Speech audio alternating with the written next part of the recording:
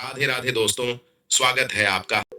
आज की कहानी राजगढ़ साम्राज्य की है, जहां पर राजा भानु प्रताप का राज हुआ करता था। राजा भानु प्रताप एक बहुत ही दयालु और न्यायप्रिय राजा थे। उनके राज्य में सारी प्रजा बहुत ही खुश और सुखी थी। राजा भानु प्रताप की दो रानियां थीं, रानी पलक और रानी सुमित्रा। महारानी सुमित्रा राजा की बड़ी रानी थीं। राजा का पहला विवाह रानी सुमित्रा के साथ हुआ था। उनके 2 वर्ष के पश्चात राजा का विवाह रानी पलक के साथ हुआ। रानी सुमित्रा का एक पुत्र था, राजकुमार अक्षय, जबकि रानी पलक का एक बेटा था, राजकुमार रतन। राजकुमार अक्षय राजकुमार रतन से बड़ा था, इसलिए राजकुमार अक्षय इस साम्राज्य का होने वाला भावी राजा था। रानी पलक इस बात से बिल्कुल भी खुश नहीं थी। वह हमेशा से ही रानी सुमित्रा से बहुत ही ज्यादा नफरत करती थी। कारण यह था कि रानी सुमित्रा विवाह से पहले एक छोटे से राज्य की राजकुमारी थी, जबकि रानी पलक विवाह से पहले एक बहुत ही बड़े राज्य की राजकुमारी थी। लेकिन असल बात यह थी कि रानी सुमित्रा एक बहुत ही समझदार और अक्लमंद औरत थी। यहाँ तक कि महाराजा भानु प्रताप भी रानी सुमित्रा की सलाह अपने राजकीय कार्यों में लिया करते थे। साथ ही महल की सारी जिम्मेदारियां भी रानी सुमित्रा ने ही संभाल रखी थीं। दूसरी तरफ महारानी पलक को यह बात बिल्कुल भी पसंद नहीं थी कि एक छोटे से राज्य से आई हुई राजकुमारी इतने विशाल साम्राज्य की महारानी बने और महल के हर कामकाज को संभाले। रानी पलक को यह भी लगता था कि सुमित्रा का बेटा अक्षय महाराज का उत्तराधिकारी है और आगे चलकर वही इस विशाल साम्राज्य का राजा बनेगा। इन्हीं सब कारणों से रानी पलक बड़ी रानी सुमित्रा से नफरत करती थी। वह हमेशा ही कुछ ना कुछ कारणों से सुमित्रा पर झूठे आरोप लगाती रहती थी। इन सब परिस्थितियों के बावजूद राजा भानु प्रताप अपने दोनों रानियों को बराबर सम्मान देते थे। वे दोनों से एक जैसा बर्ताव करते थे। जब रानी पलक की कई छोटी मोटी चालबाजियां नाकामयाब हो गईं, तब उसने एक ऐसी योजना बनाई जिससे वह बड़ी रानी सुमित्रा को अपने रास्ते से हटा सके। अपनी योजना को पूरा करने के लिए रानी पलक ने एक बहरूपिये को महल में बुलवाया और एक एकांत कमरे में ले जाकर उसे अपना षड्यंत्र समझाने लगी। उसके अनुसार उस बहरूपिये को एक नकली साधु का वेश बनाकर महाराज भानु प्रताप के सामने जाना था। उस बहरूपिये साधु को राजा भानु प्रताप के सामने रानी सुमित्रा और उनके बेटे के बारे में एक झूठी भविष्यवाणी करनी थी। रानी पलक ने उस बहरूपिये को महाराज भानु प्रताप की सारी खास बातें बता दी, ताकि वह उन सभी बातों को राजा के सामने बताकर उन्हें प्रभावित कर सके और राजा को उस बहरूपिये पर विश्वास हो जाए। अगले दिन वह बहरूपिया एक साधु का वेश बनाकर राजा के दरबार में जा पहुंचा। जितनी भी बातें रानी पलक ने उस साधु को महाराज के बारे में बताई थीं, वह सभी बातें नकली साधु ने महाराज के सामने बता दी। ये सभी बातें सुनकर राजा बहुत ही हैरान हुए और वह साधु से बहुत ही प्रभावित हुए। सोचने लगे, ये साधु तो सचमुच एक पहुंचा हुआ साधु है, ये तो कोई अंतर्यामी मालूम पड़ता है। इसीलिए राजा उस नकली साधु की सारी बातों पर विश्वास करने लगे। फिर साधु कहने लगा, महाराज, अब जो मैं बात आपके सामने बताने जा रहा हूं, शायद वो बात आपको बहुत ही ज्यादा अजीब लगे और ये भी हो सकता है कि वो बात आपको बिल्कुल भी पसंद ना आए। ये सुनकर राजा भानु प्रताप कहने लगे, नहीं साधु महाराज, जो भी बात हो आप हमसे बिना किसी हिचक के कहिए। राजा के द्वारा भरोसा दिए जाने पर नकली साधु कहने लगा, महाराज, आपके बड़े पुत्र राजकुमार अक्षय भविष्य में एक अच्छे राजा साबित नहीं होंगे, वो आपका भी अच्छे से ख्याल नहीं रखेंगे। ये कहते कहते साधु चुप हो गया। आप रुक क्यों गए साधु महाराज? कहिए, आगे आप क्या कहना चाहते हैं? तब साधु कहने लगा, महाराज, राजकुमार अक्षय बड़े होने के बाद आपको जान से मार डालेंगे।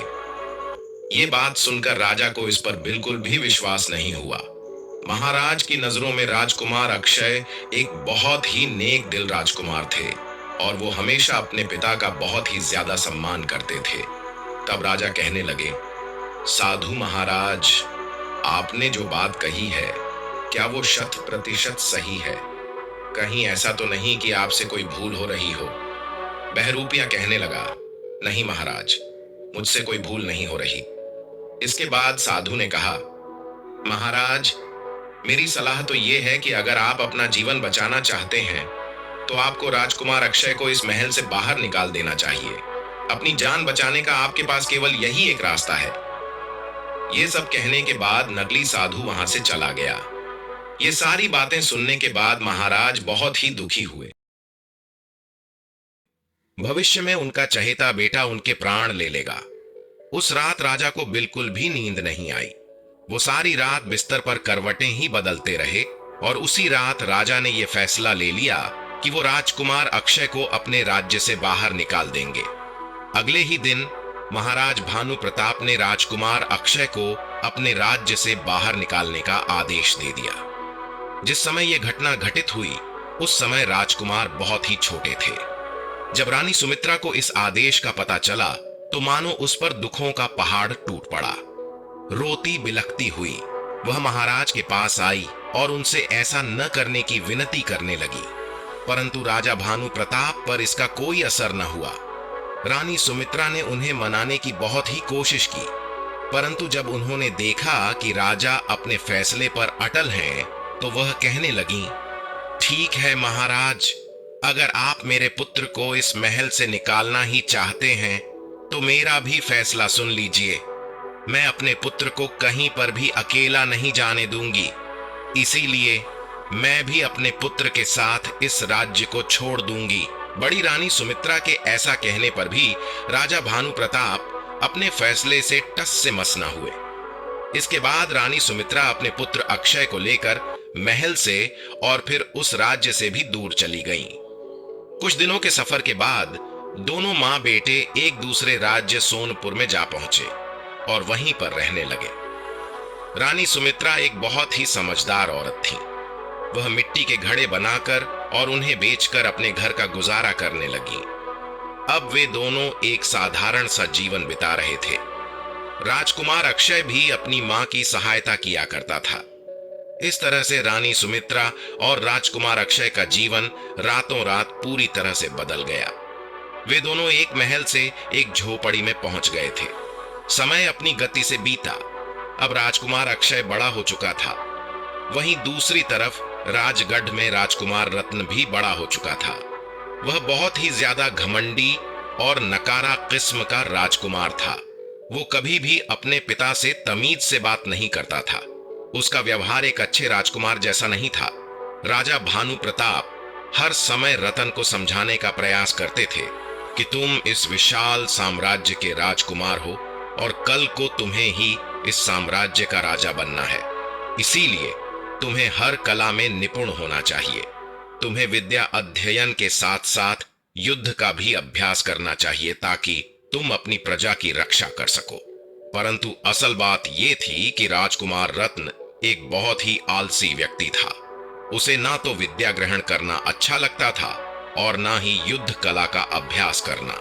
वो सारा दिन केवल अपनी मनमानी करता, दूसरों का मजाक उड़ाता और हर किसी को नीचा दिखाने की कोशिश करता। जब भी राजा भानु प्रताप रत्न को कोई बात समझाते तो वो उल्टा उन्हें ही जवाब दे देता। इन सभी परिस्थितियों को देखकर जब महाराज भानु प्रताप को लगने लगा कि राजकुमार रत्न इस विशाल साम्राज्य का राजा बनने के योग्य नहीं है और ना ही उसमें वे सारे गुण हैं जो एक राजा में होने चाहिए, तब राजा ने यह फैसला किया कि वह किसी भी हालत में रत्न को इस विशाल साम्राज्य का राजा नहीं बनने देगा, क्योंकि अगर रत्न भविष्य में राजा बनेगा तो वह प्रजा का बिल्कुल भी ख्याल नहीं रखेगा। जब राजकुमार रत्न को इस बारे में पता चला कि उसके पिता उसे भविष्य का राजा नहीं बनाना चाहते, तो उसने सेनापति के साथ मिलकर एक षड्यंत्र रचा और महाराज भानु प्रताप के कुछ खास मंत्रियों को खाने में विष देकर उन्हें मार डाला। इसके बाद सेनापति और राजकुमार ने मिलकर भानु प्रताप से उसकी राजगद्दी छीन ली। उनका मुकुट और आभूषण भी ले लिए गए। यहां तक कि उनके राजसी वस्त्र उतारकर उन्हें साधारण वस्त्र पहनाए गए और फिर महल से धक्के देकर बाहर निकाल दिया गया। इन सभी घटनाओं का राजा पर बहुत ही गहरा प्रभाव पड़ा। वह कई दिनों तक नगर नगर, गांव गांव भटकता रहा। भटकते भटकते वह एक दिन सोनपुर नगर में जा पहुंचा, जहां रानी सुमित्रा और उसके बेटे राजकुमार अक्षय रहते थे। उस दिन राजकुमार अक्षय घर के लिए कुछ सामान खरीदने के लिए नगर के बाजार जा रहा था, तो उसने देखा कि उसके पिता महाराज भानु प्रताप एक पेड़ के नीचे बड़े उदास बैठे हुए थे। उसके पिता की हालत बहुत ही खराब थी। अपने पिता की ऐसी दुर्दशा देखकर राजकुमार अक्षय को बहुत ही बुरा लगा। वह अपने पिता के पास गया और कहने लगा, पिताजी महाराज, आप सोनपुर नगर में क्या कर रहे हैं? आपकी ऐसी हालत किसने की? महाराज भानु प्रताप अपने पुत्र को पहचान न सके और कहने लगे, बेटा तुम कौन हो? तब अक्षय ने बताया, मैं आपका बेटा अक्षय हूं। महाराज ने जब अपने पुत्र को देखा तो उनकी आंखें नम हो गईं और उन्होंने अपने बेटे को गले से लगा लिया। राजकुमार अक्षय कहने लगे, पिताजी महाराज, आपकी हालत बिल्कुल भी ठीक नहीं है, आप मेरे साथ चलिए। इसके बाद राजकुमार अक्षय भानु प्रताप को अपनी झोपड़ी में ले आया। घर पहुंचते ही जब रानी सुमित्रा ने महाराज की ऐसी हालत देखी तो उसे बड़ा ही धक्का लगा। उसने अपने पति के चरण छुए। इसके बाद रानी सुमित्रा और राजकुमार अक्षय ने उनकी ऐसी हालत का कारण पूछा। तब महाराज भानु प्रताप ने उन्हें सारी बात बता दी कि आज तक राजकुमार रत्न ने उनके साथ कैसा बर्ताव किया और अब राजगद्दी हड़पने के लालच में उसने महाराज के सभी मंत्रियों को मार डाला और सेनापति के साथ मिलकर मुझे महल से बाहर निकाल दिया। सारी बातें जानने के बाद राजकुमार अक्षय कहने लगा, पिताजी आप बिल्कुल भी चिंता मत कीजिए। मुझे लगता है कि राजकुमार रत्न किसी के बहकावे में आ गया है, इसीलिए उसने जल्दबाजी में ऐसा किया है। मुझे विश्वास है कि उसे जल्दी ही अपनी गलती का एहसास हो जाएगा और वो खुद आपसे माफी मांगने के लिए आएगा। अपने बेटे की बातें सुनकर महाराज मन ही मन सोचने लगे कि अक्षय के मन में अपने भाई के लिए बिल्कुल भी ईर्ष्या या द्वेष नहीं है। इसके बाद उन सभी ने मिलकर भोजन किया और फिर वे लोग सो गए। उस दिन के बाद से महाराज रानी सुमित्रा और अपने बेटे अक्षय के साथ रहने लगे। वे दोनों महाराज भानु प्रताप का बहुत ही ज्यादा ख्याल रखते थे। तीनों पहर जब राजा भोजन कर लेते उसके बाद ही राजकुमार भोजन करता था। राजकुमार अक्षय अपने पिता की बहुत ही सेवा करता। अब महाराज को राजकुमार अक्षय और सुमित्रा के साथ रहते हुए कई महीने बीत चुके थे। एक दिन जब राजा भानु प्रताप अकेला बैठा हुआ था तो सोचने लगा कि मैंने तो राजकुमार अक्षय को महल से निकाल दिया और उसका पूरी तरह से त्याग कर दिया। मेरी वजह से ही रानी सुमित्रा और बेटे अक्षय को यहाँ इतनी दूर एक अनजान जगह में अकेले जीवन बिताना पड़ रहा है और मेरे ही कारण उन्हें रातों रात महल से एक झोपड़ी में आना पड़ा। इतना सब कुछ हो जाने के बाद भी मेरा बेटा अक्षय मुझे कितना सम्मान दे रहा है और मेरी इतनी सेवा कर रहा है। वहीं दूसरी तरफ राजकुमार रतन, जिसे मैंने हमेशा से ही सब कुछ दिया, उसकी सभी इच्छाएं पूरी की और उसने राज्य हड़पने के लालच में मुझे महल से धक्के देकर बाहर निकाल दिया। अब महाराज भानु प्रताप के मन में बहुत ही पछतावा हो रहा था। उसे लगने लगा कि उसने अपने जीवन में यही सबसे बड़ी भूल की कि उसने उस साधु की बात पर भरोसा किया, परंतु अब बात हाथ से निकल चुकी थी। अब भानु प्रताप को अपनी पत्नी और राजकुमार अक्षय के साथ रहते हुए सोनपुर राज्य में लगभग 1 वर्ष बीत चुका था। इसी सोनपुर राज्य का राजा था राजा विजयसेन, जिसकी एक पुत्री थी जिसका नाम था राजकुमारी चंद्रप्रभा। राजकुमारी चंद्रप्रभा एक बहुत ही सुंदर और समझदार लड़की थी। एक दिन की बात है, राजकुमारी चंद्रप्रभा अपने महल के बगीचे में टहल रही थी। उसे बगीचे में घूमना बहुत ही अच्छा लगता था और आज उसके साथ उसके पिता भी आए हुए थे। बगीचे में टहलते टहलते अचानक राजकुमारी की नजर एक पेड़ पर बैठे हुए बड़े ही सुंदर सुनहरी रंग के तोते पर पड़ी। यह सुनहरी रंग का तोता एक पेड़ पर बैठा हुआ था और राजकुमारी को ही देख रहा था। राजकुमारी उस पेड़ के नजदीक आ गई और तोते को देखकर कहने लगी, तुम कितने सुंदर पक्षी हो, आओ मेरे पास, मैं तुम्हें खट्टी मिट्ठी रस भरियां खिलाऊंगी। उसकी बात सुनकर वह तोता कहने लगा, मेरा दिल तो चाहता है कि मैं तुम जैसी नेक दिल और सुंदर राजकुमारी के पास ही रहूं और खट्टी मिट्टी रस भरियां खाऊं, मगर मैं तो नगर नगर की सैर करने के लिए निकला हूं, इसीलिए अब मैं चलता हूं। ये कहकर वो सुनहरी तोता अपने पंख फड़फड़ाकर वहां से उड़ गया। राजकुमारी चंद्रप्रभा को हैरानी हुई कि वो सुंदर पक्षी मनुष्य की भाषा बोलता था। वह भागकर अपने पिता के पास आई और कहने लगी, पिताजी महाराज, मुझे वो बोलने वाला पक्षी चाहिए, अभी और इसी वक्त। पहले तो राजा विजयसेन की समझ में कुछ भी नहीं आया कि राजकुमारी क्या कह रही है, लेकिन जब राजकुमारी ने पूरी बात बताई कि एक पेड़ पर सुनहरी रंग का तोता आकर बैठा था और वह मनुष्य की भाषा बोलता था, तो राजा कहने लगा, बेटी, मैंने अपने बड़े बुजुर्गों से सुना है कि यहां से सैकड़ों मील दूर, लगभग 1 महीने का मुश्किल सफर तय करने के बाद रतनगिरी नाम का एक पर्वतीय इलाका है। उसी इलाके में ऐसे बोलने वाले पक्षी पाए जाते हैं। मुझे लगता है वो पक्षी वहीं से आया होगा। हो सकता है कि वह कल फिर से आए। अगले दिन राजकुमारी चंद्रप्रभा उस सुनहरी पक्षी का इंतजार करती रही, लेकिन वो पक्षी दोबारा नहीं आया। इसी चिंता में राजकुमारी ने पूरे दिन कुछ नहीं खाया। जब रात हो गई तो वह बिल्कुल निराश हो गई और अपनी मां के गले लगकर रोने लगी। उसकी मां ने उसे कई तरीकों से बहलाने की कोशिश की, लेकिन बोलने वाले तोते का ख्याल राजकुमारी के मन से नहीं निकला। अपनी बेटी की उदासी देखकर महाराज भी अब परेशान हो चुके थे। जब 2-3 दिन इसी तरह से गुजर गए, तब राजा और रानी को चिंता हुई कि कहीं उनकी बेटी बीमार ना पड़ जाए। तब महाराज विजयसेन के मन में एक विचार आया कि वह खुद यह लंबा सफर तय करते हुए रत्नगिरी के इलाके में जाए और वहां से वह सुनहरी तोता पकड़कर राजकुमारी के लिए ले आए।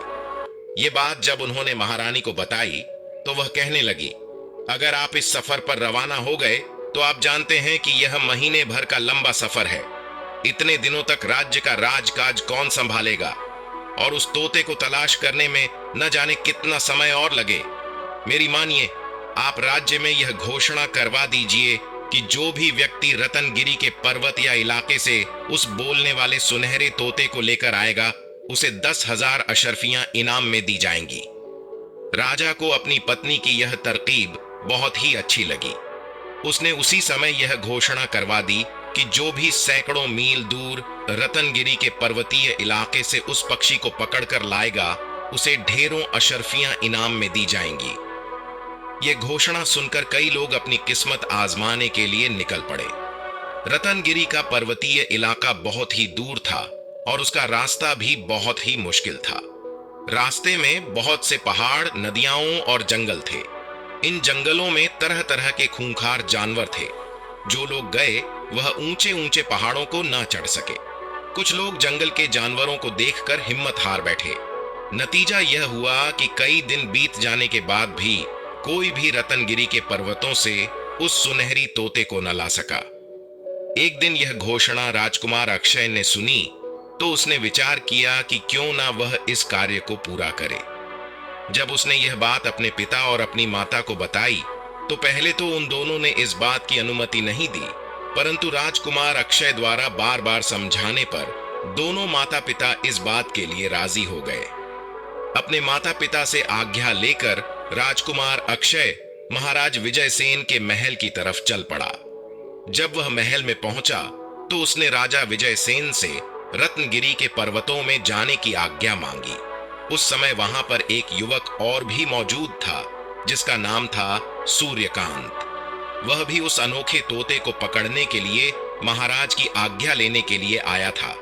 महाराज ने दोनों को इस सफर पर जाने की अनुमति दी और यह भी कहा कि वे दोनों जल्द से जल्द उस पक्षी को लेकर आएं, क्योंकि राजकुमारी चंद्रप्रभा की हालत दिन प्रतिदिन और भी बिगड़ती जा रही है। दोनों नौजवान अपने अपने घोड़ों पर सवार होकर उस मुश्किल सफर पर चल पड़े।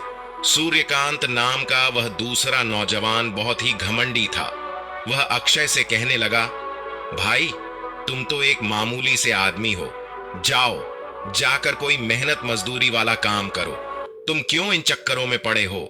परंतु राजकुमार अक्षय ने जब यह बात सुनी तो इस बात का उसने बुरा नहीं माना और मुस्कुराकर कहने लगा, भाई तुम मेरी चिंता छोड़ो, मैं किसी ना किसी तरह से यह काम पूरा कर ही लूंगा। मैं तो यहाँ पर सिर्फ इसलिए आया हूं कि जल्द से जल्द राजकुमारी ठीक हो जाए। वे दोनों बातें करते करते काफी दूर निकल आए थे। जब वे एक घने जंगल से गुजर रहे थे तो उन्हें एक पेड़ के नीचे एक बूढ़ा आदमी और एक बूढ़ी औरत दिखाई दी। दो नौजवानों को आता देखकर बूढ़ा आदमी खड़ा हो गया और उनके आगे आकर रुकने का इशारा करने लगा। बूढ़े आदमी को अपने सामने आता देखकर सूर्यकांत को गुस्सा आ गया। वह क्रोध में कहने लगा, अरे बूढ़े आदमी, तुम कहां से मेरे सामने आकर खड़े हो गए? यह कहते हुए उसने घोड़े से झुककर उस बूढ़े आदमी को धक्का दे दिया और एक तरफ गिरा दिया। बेचारा बूढ़ा अब जमीन पर गिर चुका था। उसे गिरा हुआ देखकर उसकी पत्नी जोर जोर से रोने लगी। यह देखकर राजकुमार अक्षय जल्दी से घोड़े से नीचे उतरा और उसने बूढ़े को जमीन से उठा लिया और कहने लगा, बूढ़े बाबा, आपको कहीं चोट तो नहीं आई? वो बूढ़ा आदमी अपने आप को संभालते हुए खड़ा हो गया और कहने लगा, लगता है कोई बहुत ही दुष्ट इंसान था। अगर मुझे पता होता कि वो ऐसा है तो मैं कभी भी उससे मदद नहीं मांगता। राजकुमार अक्षय ने कहा, उसे छोड़िए बाबा, मुझे बताइए कि आपको क्या सहायता चाहिए। बूढ़ा आदमी कहने लगा, बेटा, हम सुबह से घर जाने के लिए निकले हुए हैं। मैं अपनी पत्नी के साथ अपनी बहन के घर से आ रहा हूं। हमारा गांव यहां से कुछ ही दूरी पर है। हम दोनों बूढ़े हैं और चल चल कर पूरी तरह से थक चुके हैं। भूख की वजह से भी हमारा बुरा हाल है। हम चाहते हैं कि जल्दी घर पहुंच जाएं और खाना खाकर आराम करें। तुम्हारे पास घोड़ा मौजूद है, तुम्हारी बड़ी ही कृपा होगी अगर तुम हमें गांव तक पहुंचा दो। बूढ़े की बात सुनकर अक्षय ने अपना खाना निकालकर उन दोनों को दे दिया। ये खाना अक्षय की मां ने उसे बांध कर दिया था ताकि सफर के दौरान अगर उसे भूख लगे तो वो ये खाना खा सके। जब बूढ़ा और बूढ़ी दोनों खाना खा चुके तब अक्षय ने उन दोनों को अपने घोड़े पर बिठाया और खुद पैदल चलते हुए घोड़े की लगाम पकड़कर उन्हें उनके घर तक ले आया। घर पहुंचकर दोनों पति पत्नी अक्षय को बहुत ही आशीर्वाद देने लगे। उन्हें घर पहुंचते पहुंचते शाम हो चुकी थी। अब दोनों बूढ़े पति पत्नी ने राजकुमार अक्षय को इस बात के लिए राजी कर लिया कि आज रात के लिए वो उन्हीं के घर ठहर जाएं, क्योंकि रात को सफर करना ठीक नहीं रहेगा। राजकुमार अक्षय ने उनकी बात मान ली और उसके बाद उस बूढ़े आदमी ने कहा, कहो नौजवान, तुम कौन हो और कहां जा रहे हो? जवाब में राजकुमार ने उसे पूरी कहानी सुना दी और बताया कि वो बोलने वाले सुनहरी तोते की तलाश में रतनगिरी पर्वत की तरफ जा रहा है ताकि वह उस पक्षी को लेकर राजकुमारी चंद्रप्रभा के हवाले कर दे। राजकुमार की बात सुनकर बूढ़ा आदमी सोच में पड़ गया और फिर कहने लगा, मैंने भी सुना है कि रतनगिरी पर्वत के इलाके में कुछ ऐसे सुनहरी रंग के तोते भी हैं जो मनुष्यों की तरह बोलते हैं, मगर उन्हें वहीं पर जाकर तलाश किया जा सकता है। रतनगिरी पर्वत या इलाके की तरफ जाने के दो रास्ते हैं। एक रास्ते पर तो बहुत ही खतरा है और वो रास्ता बहुत ही मुश्किल है। दूसरा रास्ता बहुत ही आसान रास्ता है। अगर घोड़ा तेज तर्रार हो तो कुछ ही घंटों में वहां पहुंचा जा सकता है और उस रास्ते पर कोई खतरा भी नहीं है। बूढ़े आदमी ने राजकुमार अक्षय को वो रास्ता अच्छी तरह से समझा दिया। उस रात वे सभी सो गए और फिर अगली सुबह जब राजकुमार अपने सफर पर आगे के लिए रवाना होने लगा तब बूढ़े आदमी ने अपने घर के पीछे लगे हुए एक पेड़ से बहुत सारे अमरूद के फल तोड़े और राजकुमार को देते हुए कहने लगा, रतनगिरी पर्वत के पक्षियों को ये फल बहुत ही अच्छा लगता है। वे बड़े ही शौक से इसे खाते हैं क्योंकि उस इलाके में ये फल नहीं पाया जाता। इसीलिए वो पक्षी इसकी तलाश में यहां इतनी दूर तक भी आ जाते हैं। तुम ये फल अपने पास रख लो। मुझे पक्का यकीन है कि इन फलों की खुशबू वहां के पक्षियों को तुम्हारी ओर खींच लेगी और हो सकता है कि उनमें से कोई पक्षी ऐसा भी हो जो इंसानों की तरह बातें करता हो। राजकुमार ने अमरूद एक पोटली में बांध लिए और बूढ़े बाबा को धन्यवाद देकर वहां से आगे रवाना हो गया। राजकुमार अक्षय उसी रास्ते पर जा रहा था जो बूढ़े ने उसे बताया था। ये रास्ता बहुत ही साफ सुथरा और हरा भरा था। कुछ ही घंटों में वो रतनगिरी पर्वत के इलाके में जा पहुंचा। ये इलाका बहुत ही हरा भरा और सुगंधित फूलों से सजा हुआ था। राजकुमार का मन हुआ कि कुछ देर के लिए यहाँ पर आराम किया जाए, परंतु दूसरे ही पल उसके मन में ये विचार आया कि इसमें बहुत सा समय खराब हो जाएगा। वह उस बोलने वाले पक्षी की तलाश करने लगा। वह चलते चलते पेड़ों पर नजर गड़ाए हुए था। कुछ ही देर में वो एक ऐसी जगह पर पहुंचा जहां बहुत से छोटे बड़े पक्षी पेड़ों पर बैठे हुए थे और वे सभी पक्षी चहचहा रहे थे, मगर ऐसा कोई भी नहीं था जो मनुष्य की भाषा बोल रहा हो। राजकुमार बहुत ही उदास हुआ, लेकिन उसने हिम्मत नहीं हारी। वो एक जगह पर जमीन पर बैठ गया। उसने अपने साथ लाए हुए फल वहां पर फैला दिए। उन फलों की खुशबू से जितने भी पक्षी वहां पर मौजूद थे वे वहां पर आ गए और उन फलों को खाने लगे। पक्षियों को देखकर राजकुमार कहने लगा, अरे प्यारे प्यारे पक्षियों, तुम सबका क्या हाल चाल है? मगर किसी भी पक्षी ने उसकी बात का कोई जवाब नहीं दिया। राजकुमार समझ गया कि इन पक्षियों में से कोई भी ऐसा नहीं है जो मनुष्य की भाषा बोलता हो। जब फल खत्म हो गए तो सभी पक्षी वहां से उड़ गए कि तभी एक सुनहरी रंग का तोता उड़ता हुआ वहां पर आया और राजकुमार के सामने बैठ गया। कहने लगा, ओह, लगता है मुझे आने में देर हो गई, सारे फल तो खत्म हो चुके हैं। राजकुमार अक्षय उस सुनहरी तोते को मनुष्य की भाषा में बोलता हुआ देखकर बहुत ही खुश हो गया। उसने एक बहुत ही बड़ा फल निकालकर उस पक्षी के सामने रख दिया और कहने लगा, प्यारे तोते, तुम चिंता मत करो। हमने रख दिया और कहने लगा, प्यारे तोते, तुम चिंता मत करो, मेरे पास अभी और भी फल हैं। ये सुनकर वो तोता फुदकता हुआ राजकुमार के पास आ गया और मजे से उसका दिया हुआ फल खाने लगा। फिर राजकुमार ने अपने मतलब की बात उस तोते से की। अरे प्यारे तोते, क्या तुम मेरे साथ मेरे नगर सोनपुर में चलना पसंद करोगे? तोता कहने लगा, क्यों नहीं, मुझे तो वो इलाका बहुत ही पसंद है, क्योंकि वहां पर बहुत सारे अमरूदों के बाग हैं। अगर मैं तुम्हारे साथ चल दूं तो क्या तुम मुझे पिंजरे में तो नहीं रखोगे? क्योंकि मुझे पिंजरे में बंद होकर रहना बिल्कुल भी पसंद नहीं है। तुम इस बात की चिंता ना करो, मैं तुम्हारी तलाश में बहुत लंबा सफर तय करके आया हूं।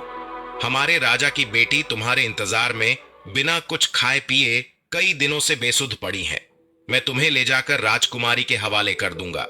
वहां पर तुम महल में बहुत ही आराम से रहोगे।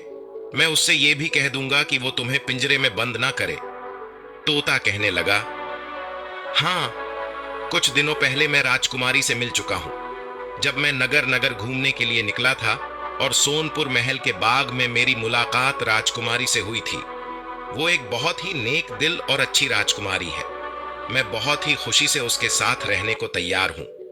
ये सुनकर राजकुमार बहुत ही खुश हुआ। वो तोता उड़ा और उड़कर राजकुमार के कंधे पर बैठ गया। अब राजकुमार का मकसद पूरा हो चुका था, इसीलिए उसने वापसी का सफर शुरू किया।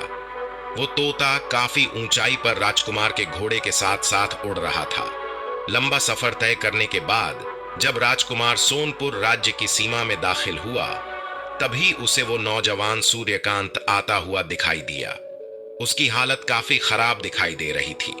राजकुमार समझ गया कि ये रतनगिरी पर्वत जाने के लिए दूसरे मुश्किल और खतरनाक वाले रास्ते पर निकल गया होगा, जिसके बारे में बूढ़े ने भी उसे बताया था।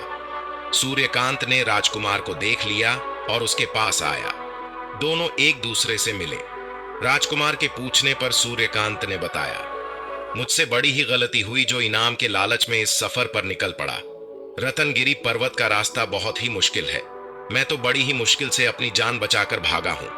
इसके बाद राजकुमार ने भी उसे अपनी कहानी सुनाई और बताया कि उसने किस तरह से उन बूढ़े पति पत्नी को अपने घोड़े पर बिठाकर उनके घर तक पहुंचाया और बूढ़े ने खुश होकर उसकी मदद की, जिसकी वजह से वो बोलने वाला सुनहरी तोता हासिल करने में कामयाब हो गया। सूर्यकांत कहने लगा, वो तोता तो तुम्हारे पास कहीं दिखाई नहीं दे रहा। तब राजकुमार ने आसमान की तरफ इशारा करते हुए कहा कि वो देखो। सूर्यकांत ने देखा कि एक बहुत ही सुंदर सुनहरी रंग का तोता उनके ऊपर मंडरा रहा था। उन दोनों को बातें करता हुआ देखकर वो तोता चिल्लाकर कहने लगा, अरे भाई जल्दी करो, कहीं ऐसा ना हो कि रात हो जाए। ये सुनकर राजकुमार अक्षय ने सूर्यकांत से अनुमति ली और अपने घोड़े को आगे बढ़ने का इशारा किया। सूर्यकांत ने जब उसे जाता हुआ देखा तो मन ही मन में कहने लगा कि अगर मैंने उन बूढ़े पति पत्नी के साथ बुरा बर्ताव न किया होता तो मुझे भी आज बोलने वाला पक्षी मिल चुका होता। मैंने अपने बुरे बर्ताव और अपने घमंड की वजह से अपना ही नुकसान करवा लिया।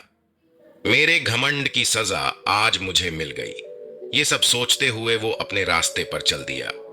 राजकुमार अक्षय जब महल में पहुंचा तो सुनहरी तोते को देखकर राजा बहुत ही खुश हुआ। राजकुमारी ने भी जब उस सुनहरी तोते को देखा तो वो भी खुशी से नाचने लगी। वो सुनहरी तोता राजकुमारी को सौंपते हुए राजकुमार अक्षय कहने लगा, राजकुमारी जी, मुझे उम्मीद है कि आप बिल्कुल स्वस्थ हो जाएंगी। ये पक्षी आपके साथ रहने के लिए बड़ी ही खुशी से तैयार है, परंतु आपको मुझे एक वचन देना होगा। नौजवान, कहो मैं तुम्हें क्या वचन दूं? राजकुमारी जी ने पूछा। आप मुझे वचन दीजिए कि आप इस पक्षी को कभी भी पिंजरे के अंदर नहीं रखेंगी। कुछ सोचकर राजकुमारी ने कहा, ठीक है नौजवान, मेरा यह वादा है कि मैं इस पक्षी को कभी भी पिंजरे के अंदर बंद नहीं करूंगी। ये हमेशा खुली हवा में ही उड़ेगा। राजकुमारी को खुश देखकर विजय सेन और रानी ने भी सुख की सांस ली। राजा ने अक्षय की हिम्मत और बहादुरी की बहुत ही तारीफ की। अब क्योंकि रात हो चुकी थी, इसीलिए राजा विजय सेन ने अक्षय को उसके घर नहीं जाने दिया और महल के ही अतिथि गृह में उसे रुकवा दिया। रात के समय जब विजय सेन अपनी पत्नी से बातें कर रहा था तो रानी कहने लगी, महाराज, ये युवक इतना बहादुर और बुद्धिमान है। मुझे तो लगता है कि ये कोई साधारण युवक नहीं है। अवश्य ही ये किसी ऊंचे खानदान से ताल्लुक रखता है। मेरी बात मानिए, आप इससे एक बार इसकी सच्चाई मालूम कीजिए कि ये कौन है और कहां रहता है। मुझे तो ये हमारी राजकुमारी के लिए एक योग्य वर लगता है। रानी के कहने पर अगली सुबह महाराज ने राजकुमार को अपने पास बुलाया और उससे पूछने लगा, नौजवान, सच सच बताओ कि तुम कौन हो और किस खानदान से तुम्हारा ताल्लुक है। राजा की ये बात सुनकर अक्षय ने महाराज विजय सेन को सारी बात सच सच बता दी कि वह असल में राजगढ़ साम्राज्य का राजकुमार है और किस तरह से उसके पिता ने उसे महल से निकाल दिया और उसके बाद उसके भाई ने भी पिता के साथ धोखा करते हुए उन्हें महल से निकाल दिया। इस तरह से राजकुमार अक्षय ने अपनी पूरी कहानी विस्तार से राजा विजय सेन को बता दी। सारी बात जानने के बाद राजा विजय सेन ने कहा, राजकुमार, इसका मतलब यह हुआ कि हमारी पत्नी का अनुमान बिल्कुल सही निकला। देखो, तुमने हमारी बेटी की जान बचाई है और हम पर बड़ा ही उपकार किया है। अगर तुम चाहो तो हम तुम्हें तुम्हारा साम्राज्य वापस दिलाने में तुम्हारी सहायता कर सकते हैं। Hi aspiring traders, do you want to know the number one secret to making a steady second income trading stocks and forex, working as little as 30 minutes a day? If you're watching this, chances are you've thought about trading, but you haven't taken the plunge yet. Or maybe you've dabbled in trading before, only to end up frustrated, left wondering whether trading is just a game for the किया है। अगर तुम चाहो तो हम तुम्हें तुम्हारा साम्राज्य वापस दिलाने में तुम्हारी सहायता कर सकते हैं। तुम वीर हो, बहादुर हो और बुद्धिमान भी हो। तुम चाहो तो मेरी विशाल सेना ले जाओ और अपने बेईमान भाई रतन के महल पर चढ़ाई कर दो और उसे हराकर अपना साम्राज्य वापस ले लो। तब राजकुमार अक्षय ने कहा, महाराज, आपका प्रस्ताव बहुत ही अच्छा है, परंतु मुझे फैसला करने के लिए एक बार अपने माता पिता से विचार विमर्श करना पड़ेगा। आप मुझे इस समय आज्ञा दीजिए, मैं उनसे सलाह करके जल्द ही आपके पास वापस लौटता हूं। इतना कहकर राजकुमार वापस अपने पिता भानु प्रताप और माता के पास आया। उसने राजा विजय सेन का प्रस्ताव अपने पिता को बताया कि वह राजगढ़ साम्राज्य वापस पाने में उनकी सहायता करना चाहते हैं। भानु प्रताप ये सुनकर बहुत ही खुश हुआ और कहने लगा, पुत्र, इस मौके को हाथ से जाने मत दो और महाराज विजय सेन की सहायता से जल्द अपना साम्राज्य वापस प्राप्त करो। और फिर ऐसा हुआ भी। विजय सेन ने अपनी विशाल सेना राजकुमार अक्षय और उसके पिता भानु प्रताप के सुपुर्द कर दी। इसके बाद राजगढ़ में राजकुमार रतन के महल पर आक्रमण करके उसे बंदी बना लिया गया। तब रतन ने सारी सच्चाई उन्हें बताई और कहा कि यह सारा षड्यंत्र उसकी मां रानी पलक के द्वारा रचा गया था। उसने ही एक बहरूपीय को साधु बनाकर महाराज के सामने भेजा, जिसकी झूठी भविष्यवाणी के कारण राजा भानु प्रताप ने सुमित्रा और अक्षय को राज्य से बाहर निकाल दिया। सारी सच्चाई जानने के बाद भानु प्रताप ने अपनी छोटी रानी पलक और राजकुमार रत्न को देश निकालने की सजा दे दी। वह अपनी बड़ी रानी सुमित्रा और अपने बेटे अक्षय के साथ महल में आराम से रहने लगा। कुछ समय के बाद राजकुमार अक्षय को राजगढ़ का राजा बना दिया गया। उसका राज तिलक करने के बाद राजा भानु प्रताप अपना बाकी का जीवन ईश्वर की भक्ति में बिताने लगे। तो दोस्तों, अगर आपको आज की कहानी अच्छी लगी तो चैनल को सब्सक्राइब करके हमें सपोर्ट कर दीजिए और कमेंट्स में राधे राधे लिखना मत भूलना। फिर मिलते हैं एक नई कहानी के साथ।